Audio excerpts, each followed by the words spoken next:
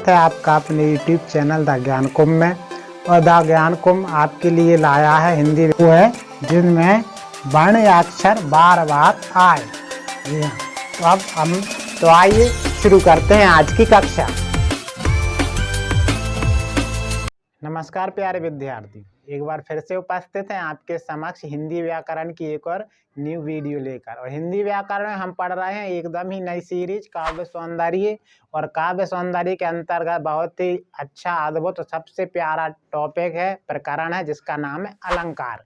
जी हाँ, अलंकार में भी अर्थ अलंकार के भेदों को पढ़ रहा है। उम्मीद है अभी तक हमने जितने भी भेद पढ़े हैं वो आपको स्पष्ट तौर पर बिल्कुल समझ में आ रहे होंगे। तो अगला भेद है मानवीकरण अलंकार। जी हाँ, अगला जो पढ़ रहे हैं वो है मानवीकरण। पहले हम इसका अर्थ समझ लेते हैं। मानवीकरण का यदि हम अर्थ लें, मानव की तरह जो काम करे, क्रिया करे या मानव की तरह अनुसरण करे, उसे बोलते हैं मानवीकरण।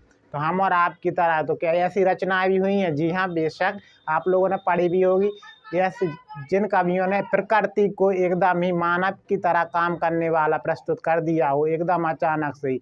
और सबसे अच्छे कवि जिन्हें सुकुमार भी कहा जाता प्रकृति का, वो है सुमित्रानंदन पंत जी।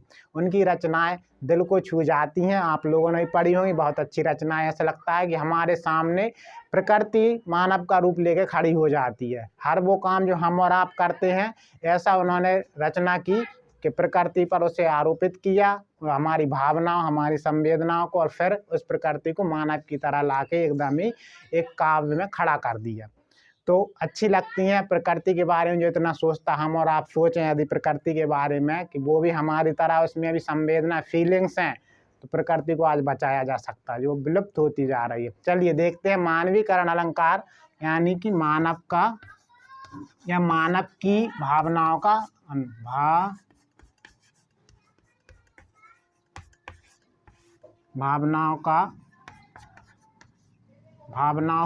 बहुत सारी भावना है, भावनाओं की उसी रूप में या रूपांतरण कर दिया जाए।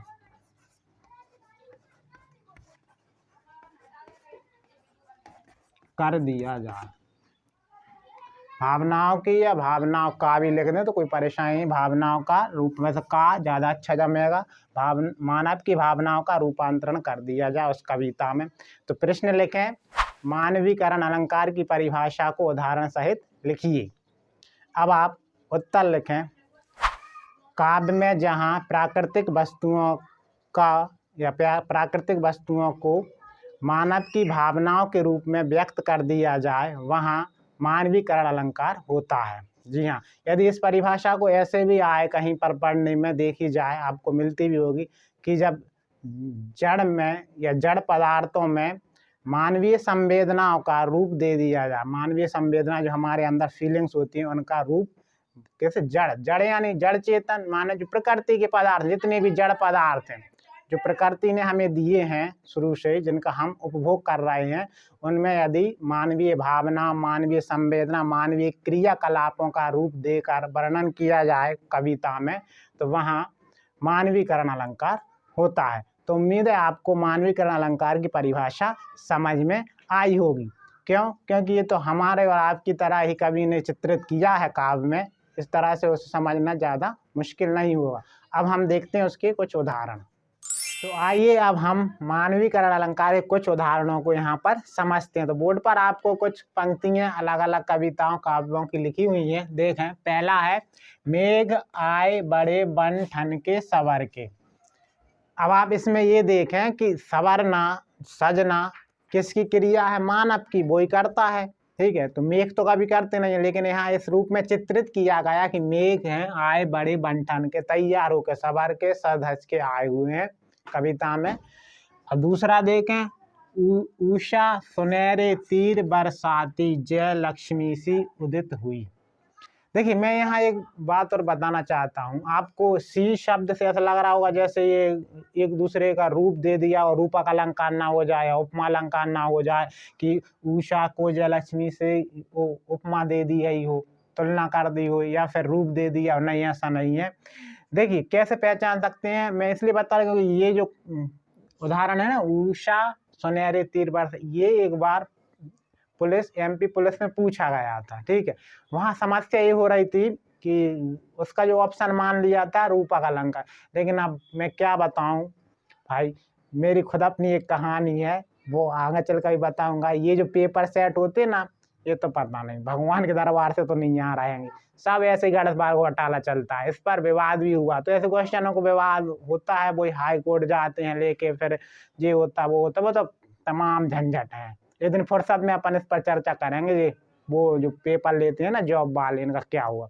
तो वहां पर यदि रूपक अलंकार और मानवीय अलंकार जो ऑप्शन में विकल्प में रखे हुए हों, तो हमें मानवीय अलंकार पर जाना चाहिए, मानवीकरण अलंकार टिक करना चाहिए, ना कि रूपक या उपमा पर। यदि मानवीकरण अलंकार ना हो और ऐसा लगे कि मानव की तरह हो, तब अपन रूपक पर जाएं, ज्यादा अच्छा रहेगा। लेकिन यदि मानवीकरण अलंकार उसमें है विकल्प में, तो आप 100% विकल्प जो है वो मानवीकरण अलंकार पर ही जाना। वैसे ये मानवीकरण है, देखिए जब मानव की तरह क्रिया करे जो, ठीक है, तो वो मानवीकरण। यदि आपको काव्य पढ़ते पढ़ते पंक्ति में ये लगे ये तो मनुष्य की तरह क्रिया है, संवेदना है, तो आप मानवीकरण अलंकार, या वो रूप दे दिया तो उसमें रूप ही देते हैं, आरोप कर देते हैं, तो उसमें ऐसी क्रिया नहीं होती है। तुलना और आरोप में अंतर होता है। तो इन सारी छोटी छोटी बारीकियों को ध्यान से समझें। देखिए, उषा सुनहरे तीर बरसाती, जय लक्ष्मी सी उदित हुई। उषा, यहाँ सब पर्यायवाची शब्द याद होना चाहिए। उषा सुनहरे तीर, उषा माने होती है सुबह। ठीक है, जब सुबह होती है तो सूरज जो होता है गोल्डन से कलर की किरण लाता है, पहले तो पीली और रेड, मतलब लाल और पीली सी मिक्स रहती है। सो वो जो किरणें निकली तो जय लक्ष्मी सी उदित हुई, तो गोल्डन कलर या सुनहरे गोल्डन कलर से जो किरणें निकलती हैं, ऐसा लगता है जय लक्ष्मी सी उदित, माने वो किरणें जब वो सूरज उगता है तो ऐसा लगता है साक्षात लक्ष्मी जी आ रही हैं, धन की देवी। तो उषा को यहाँ लक्ष्मी जी का, अब आप कहें आरोप कर दिया है, लेकिन स्वाभाविक है यहाँ दिखाया ये जा रहा है जय लक्ष्मी एक मानवीय क्रिया है। सुनहरे, ये गोल्डन कलर कोई पहने, इस तरह से चमक दे, तो ये सब मानवीय क्रिया है, यहाँ रूप का या उपमा नहीं दी जा रही है। दूसरा है कलियां दरवाजे खोल खोल जब झुरमुट में मुस्काती हैं। कलियां दरवाजे को माने कलियां सुबह जब खिलती हैं, फूल की कलियां जब खिलेंगी तो ऐसा लगता है यहाँ ऐसा, तो झुरमुट माना होता है समूह, यानी कि इस पास पास जब पेड़ लगे हों और उनकी डालियां एक दूसरे को छू रही हों, तो इस तरह से फूलों का एक समूह बन जाएगा। फिर कलियों का, वो जब फूलों का समूह बनेगा तो उसमें सब में से कलियां खिल रही हैं, तो मुस्कुरा, तो अब यहाँ देखिए आप, मुस्कुराना, मुस्कुराता कौन है? मनुष्य, मानव। तो मुस्काना एक क्रिया है, मानव क्रियाकलाप में आता है, तो वो इसलिए इसका ये उदाहरण है मानवीकरण। तो कलियां जो है फूलों की मुस्कुरा रही हैं समूह में, कैसे? जब वो खिल रही हैं तो दरवाजे खोल, तो उन खिलने को, पंखुड़ियां जो खिल रही वो दरवाजे खोलने को बताया गया, कवि ने यहाँ प्रस्तुत किया है। चौथा देखें, सागर के उर माने हृदय पर नाच नाच करती हैं लहरें मधुर गान। अब ऐसा तो हो नहीं सकता भाई, सागर का हृदय मानव हृदय ही होता है, तो उर यानी हृदय पर जो लहरें हैं वो इस तरह से ऊपर उठ रही नीचे हो रही, तो यहाँ चित्रित किया गया मानवीय अलंकार है कि यहाँ लहरें उठ रही हैं, नीचे हो रही हैं, ऊपर जा रही हैं। तो ऐसा लग रहा है जैसे सागर के जो पानी की परत है ना ऊपर, उस पर वो नृत्य कर रही हो, नाच रही हैं, मधुर गान कर रही हैं, साथ में सुरीलापन आवाज आ रही है, तो मधुर गान कर रही हैं लहरों। मैंने एक बार और आपको ये बताया था कि अर्थालंकार में यदि हम पर्यायवाची शब्द रख दें तो उसके जो पूरा का पूरा पंक्ति है उसमें चमत्कार ज्यों का त्यों बना रहता है। शब्द अलंकार में ऐसा नहीं होता, मैंने इसलिए याद दिला दिया, आगे चलो किसी एग्जाम में परीक्षा में पूछ लें तो आप याद है। देखिए इसलिए बता देंगे, इधर रख कर देखता हूँ, ये है ना, ये क्या नाम से आपकी लहरें। तो फिर से मैं बोल रहा हूँ, अर्थालंकार में ऐसा हो जाए कि उसका पर्यायवाची शब्द रख दें उस शब्द का, तो चमत्कार वैसा ही बना रहता है।